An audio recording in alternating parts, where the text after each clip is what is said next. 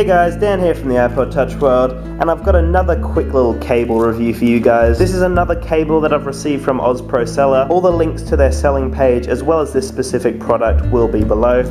So you can see straight away a very high quality product, and it's basically just another extended cable. But this time it's the USB end and not the 30-pin connector. So it plugs in very smoothly, and then it gives you that little bit of extra charging room. So let's have a look at how well this works. Plug it into my iPad and it works very well. For the iPhone and the iPod Touch, it works smoothly and it charges straight away. But anyway, if you are looking for a little bit of extra cable room, then this is definitely a cheap but effective alternative for you guys. This is my quick little review on this awesome little product. Love it if you guys could leave me a comment below letting me know what you think of the product or what you think of Oz Pro Seller. I'd also love it if you guys could share that like button some loving down there, and it would be really appreciated if you guys could subscribe up here if you haven't already. So thank you guys so much for watching, and make sure to have a great day.